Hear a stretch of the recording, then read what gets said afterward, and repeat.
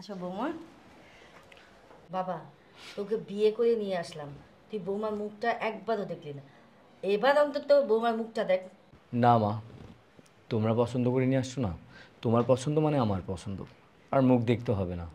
ঠিক আছে, মানলাম, আমি আমার পছন্দে বিয়ে করে নিয়ে আসছি, অন্তত তুই দেখবি না একবার বউটা কেমন। মা, আমি তো তোমাকে একবার বললাম আমার মুখ দেখতে হবে না, যেহেতু তুমি পছন্দ করছো, বাস এতেই হবে, আর লাগবে না। আচ্ছা ঠিক আছে, আমি পছন্দ করে মেয়ে নিয়ে আসছি।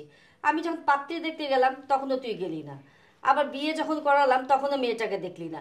এখন বৌমাকে বাসা নিয়ে আসছি, এখন তো দেখ রে বাবা, একবার দেখ। মা, আমি তোমাকে এতবার করে বললাম যে আমি মুখটা দেখবো না, তারপরে তুমি মানছো না। আচ্ছা, যেহেতু এতবার বলছো, মুখটা দেখি। মা, এটা কি মা? আমি মানলাম তুমি মেয়ে দেখতে যাবে, আমি তখন যাইনি। তুমি আমাকে বিয়ে করালে, আমি দেখিনি।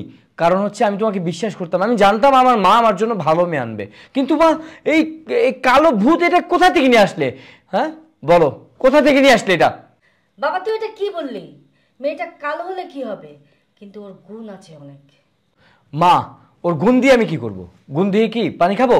হ্যাঁ, তোমার তো বোঝার উচিত ছিল। তুমি তোমার ছেলেকে দেখো কত স্মার্ট, আর তুমি কোথা থেকে নিয়ে আসছো এই কালো ভূত? হ্যাঁ, আমি কিভাবে থাকবো ওর সাথে? আমি যদি রাস্তা বের হই, আমার বন্ধু বান্ধব কি বলবে বলো? আমার সম্মান থাকবে? রাস্তা বের হতে পারবো? বাবা তুই রাগ করিস না, ও আমার বান্ধবী মেয়ে। ও যখন ছোট ছিল, তুইও ছোট। আমি ওর মাকে কথা দিয়েছিলাম ওকে আমার পুত্রবধূ করব। বাবা তুই ওকে মেনে নে, তুই সংসার করে দেখ, তুই সুখী হবি। তুই আমার উপর ভরসা রাখ, আমি মা হয়ে বলছি, দেখবি তোদের সংসারটা সুখের হবে। মা, তুমি যেহেতু এত করে বলছো, তাহলে ঠিক আছে, আমি ওর সাথে সংসার করব।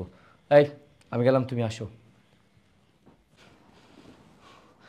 মা, এটা কোনো কাজ করলো? হ্যাঁ, মানে দেখলো না, এইভাবে নিয়ে আসলো। কি করার, যেহেতু বিয়ে করে ফেলছি, সংসার করি, দেখি কি হয়। কপালে যা লেখা থাকবে তাই হবে।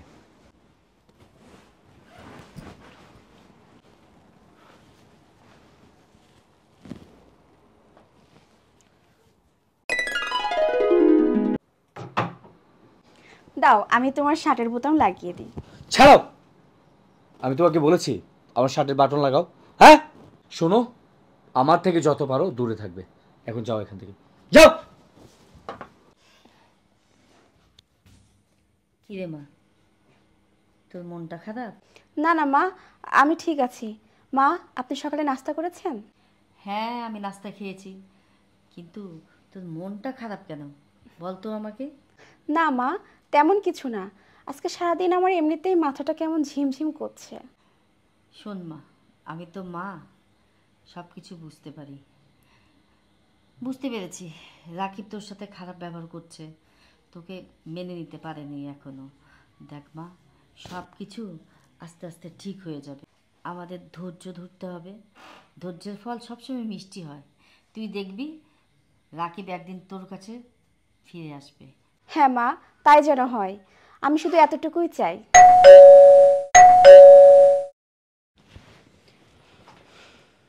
ছাড়ো, এই ব্যাগ নেওয়ার যোগ্যতা আছে তোমার? তোমাকে না বলেছি আমার থেকে দূরে থাকতে? দাও, আমি তোমার শার্টের বোতাম খুলে দিই। ছাড়ো, আবার চলে আসছো। ওখানে আমি তোমাকে বললাম যে আমার থেকে দূরে থাকতে, আবার এখানে কেন আসছো? আর তোমাকে আমি বলেছি যে শাটার বাটন খুলো। কেন আমাকে বিরক্ত করো? দূরে থাকতে পারো না? যাও এখান থেকে, বেরো যাও। তোমার কি মাথাটা ব্যথা করছে? আমি একটু টিপে দিই। প্রবলেমটা কি তোমার? প্রবলেমটা কি? তোমাকে না বলেছি আমাকে টাচ করবে না? সকালে তুমি বলো আমাকে শার্ট পরা দিবে, আবার অফিস থেকে আসছি ব্যাগটা দাও, আমি রেখে দিই। কেন? আমি তোকে বলছি ব্যাগটা রাখো। কেন বিরক্ত করো আমি বুঝি না। তুমি জানো না আমি তোমাকে পছন্দ করি না, আমি চাই না যে তুমি আমার পাশে থাকো। যাও, উঠো। কি ব্যাপার, বসে আছো কেন? আমার ব্যাগ থেকে যাও।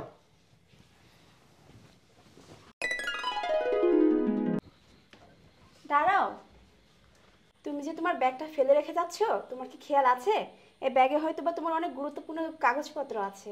ব্যাগটা নিয়ে যাও। তুমি যে আমাকে পিছিয়ে থেকে ডাক দিলা, তুমি জানো পিছিয়ে থেকে ডাকলে কি হয়? দাও, ব্যাগটা দাও।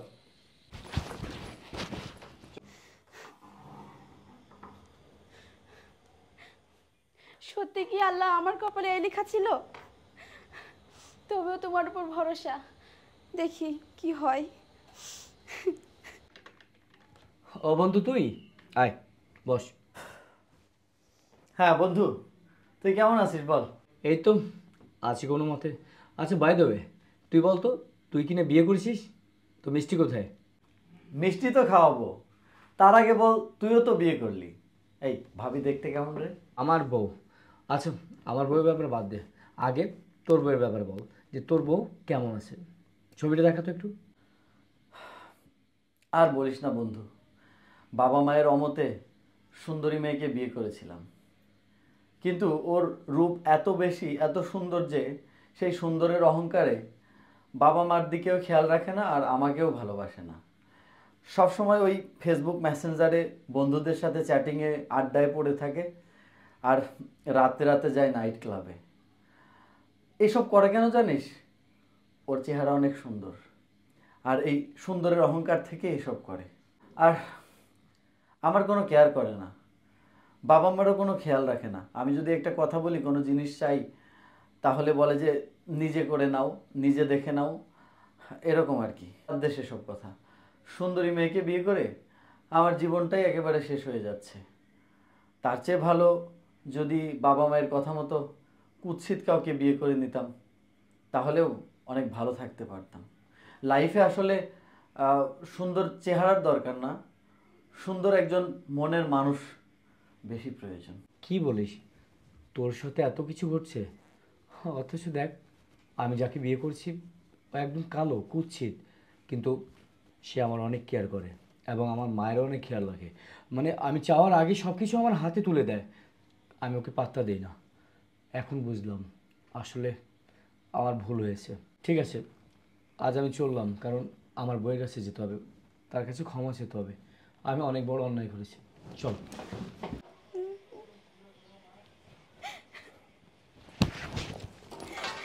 অন্তরা, কি হয়েছে? কাঁদছো কেন? না, আমার কিচ্ছু হয়নি। আসলে আমার কপালে যা লেখা ছিল তাই হয়েছে। কিছু হয়নি মানে? আমি জানি তোমার এই চোখের পানির কারণটা আমি তোমার সাথে অনেক অন্যায় করেছি, অনেক অবিচার করেছি। তুমি আমাকে ভালোবাসা দেখাতে আসছিলে, আমি তোমাকে সে সুযোগও দেইনি, তোমাকে তাড়িয়ে দিয়েছি। সত্যি আমার ভুলটা বুঝতে পেরেছি, আমার চোখটা খুলে গেছে। প্লিজ তুমি আমাকে ক্ষমা করে দাও। না না, তুমি আমার কাছে ক্ষমা চেও না। ক্ষমা চেয়ে আমাকে তোমার কাছে ঋণী করো না। তুমি যে তোমার ভুলটা বুঝতে পেরেছো, এটাই আমার কাছে অনেক কিছু।